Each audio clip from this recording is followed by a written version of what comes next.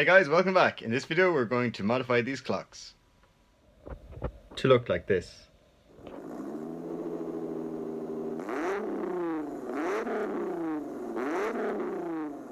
So what are we going to do? So we're going to modify these clocks, so we're going to change the mileage, we're going to change them from a 4-cylinder engine to a 6-cylinder engine, and we're going to change the gauge faces so they actually match kilometers as well rather than miles.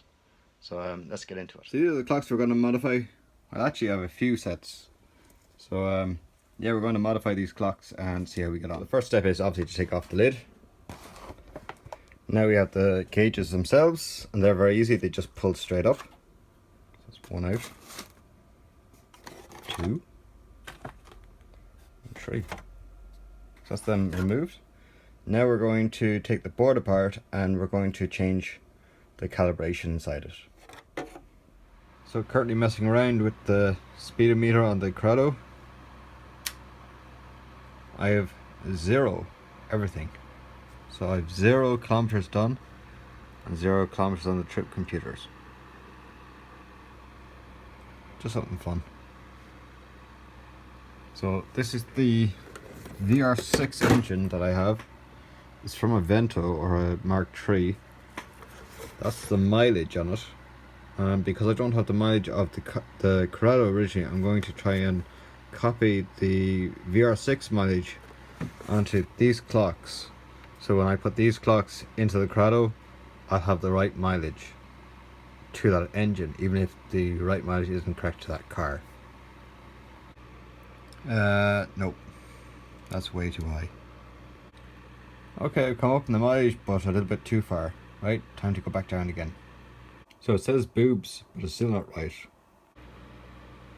Okay, getting close. Okay, nope, way off this time. Okay, just barely overshot it. Time to drop down a few numbers and get as close as I can.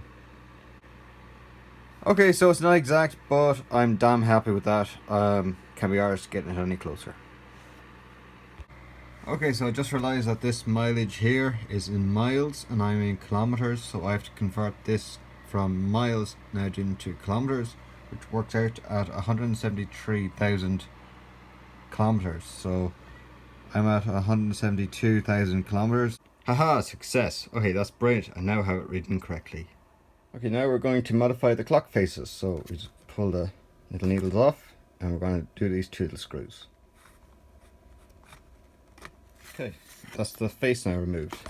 But why am I doing this? Well, I got the very last set, or so I'm told, of Dub Design Industries, TDI. So we're going to open this and have a look at the gauges. They are nice.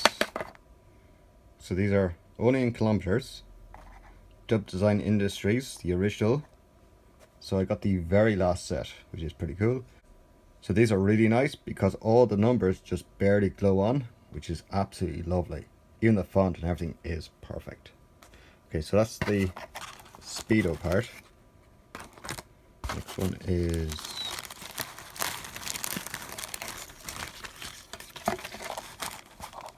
that's your fuel gauge. The only thing I don't like about the fuel gauge is it'd be nice if it told you the actual liters rather than empty, half, and totally full. Because the original will tell you that you have 8 gallons and 15 gallons, even though I've no concept of what gallons are. It'd be nicer if it was in liters, but half and full it's the same thing anyway. That's super. Of course, everything is in Celsius because no one has a clue what Fahrenheit is. So there's no real difference other than the word Corrado is missing and this nice upper rev limit, but the font is all the same. Would have liked to have it said Corrado, but it says DDI, which is pretty cool too. So a massive big thank you to Anthony. So thank you for listening to all of my requests and annoying you many times on the internet, and thank you for sending me these. They are absolutely so lovely. I have these on my blue Corrado as well, if you've seen any of my videos, and I really wanted another set, but it had to have Dub Design Industries. I know you can buy them off eBay and they say something else, but I wanted the original ones. So, perfect. Okay, let's install these. Okay, so just by chance, the little stopper that should sit there snapped off on me. it's been gone a long time, so my gauge just stops there anyway, so it doesn't matter. But I know if I take this off, I will lose it, and there's no hope of me keeping it. So what I'm going to do is just put the DDI gauge on top of the other one, and if I ever decide I want the original gauges back again, I can just lift them off and they'll always be there. Otherwise, if I put them somewhere else, they'll definitely just be gone.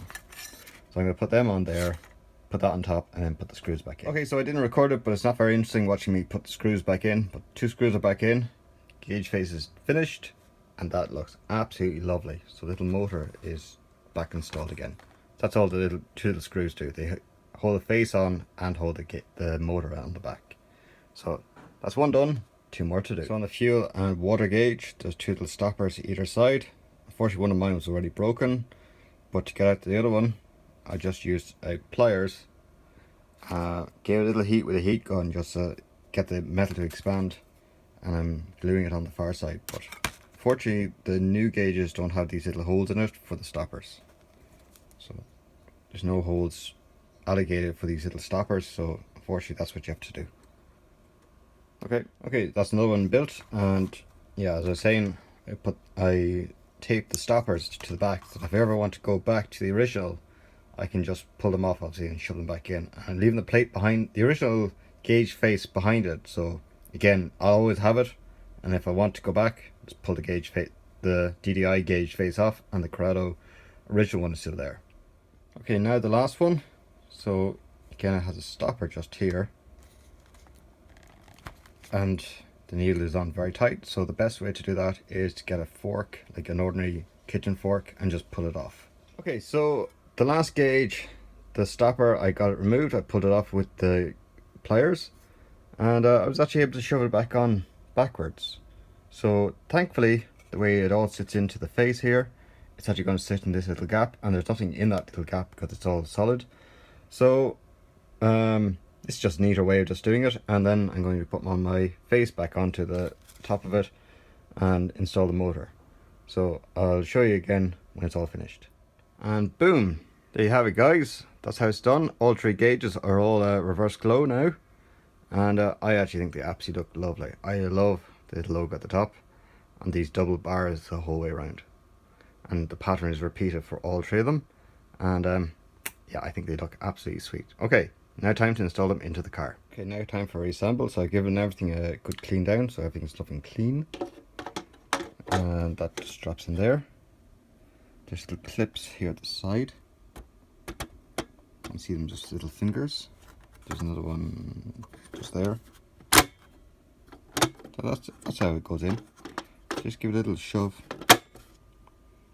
I think that's it. 1, 2, 3, 4. Yeah, that's it. There's 1 screw there, 1 screw there, and 1 screw just up here.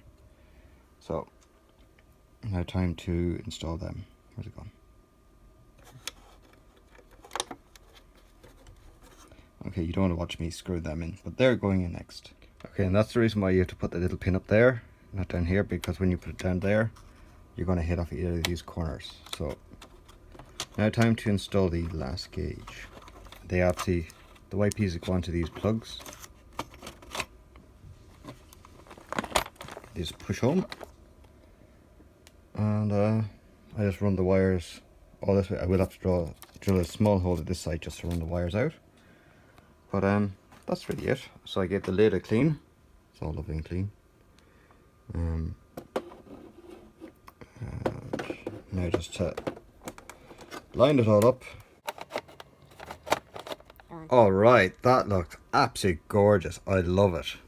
So you can see there just the little rings all the way around. So these are called reverse glow gauges or plasma gauges. And why do they call that? Well, let's have a look. So if we ran all the cables out this way, I will have to drill a small little hole just down here. But this is a converter. So this is actually converting, I think, to AC. So these plasma gauges are actually working on AC. I think that's how they work. Anyway, the most important thing is don't put your tongue in there. Don't lick it. But I do have it wired up. The way you wire it up is there's a black and white. That's going to be positive. And all black is just going to be negative. And I have to turn it on. Oh, look at that. That looks gorgeous. But they look class. Love it. Ah, they look class. So probably wait till dark, and I'll try and get some better footage of it just glowing. But that looks absolutely cool. I think even the needles are actually glowing. That is cool. Okay, now I have it all lit up. So currently that's just the ordinary bulbs lighting it up, but I will get LED ones which will have a UV filter on them, so it'll make the needles light up without this glow just here. Okay guys, so I got a roll of 50/50 LEDs which are UV color, and I installed a strip of it there at the very top where the green film should be. So let's install this and see how it looks. Now about to turn it on. Oh, deadly! Look at that. So the needles all are glowing, and then the background is also glowing. Absolutely love it. Okay, so there's a bit of blue coming through in the video, but yeah, in real life there's no blue, which is mad. So that's the power of UV lights.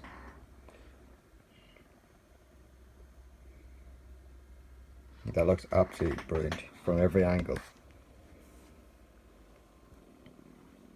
So I've left the displays, they still have lights behind them and they're still running the normal way, but just for the dials are UV glowing and the background are obviously plasma glowing. That looks absolutely deadly. I love it.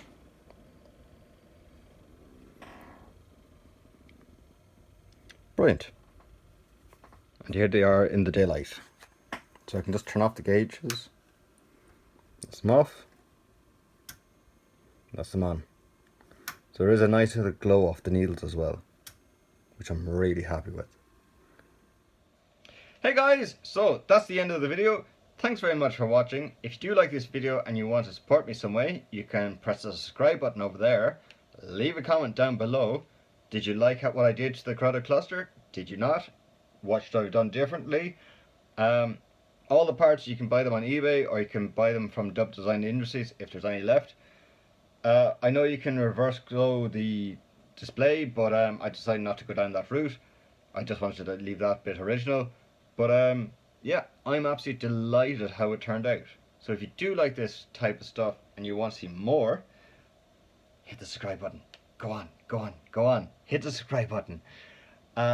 Give me a thumbs up as well. Leave a comment down below. If you really like this video and you want to support me in some way, because I had to buy all this stuff, none of this is sponsored. If you do like this video and you want to support me in some way, you can buy me a virtual cup of coffee. The link in the description below is basically just a $5 for a virtual cup of coffee, and that goes into my PayPal account, which will go towards future projects. So that's what I do. So thanks very much for watching. See you later.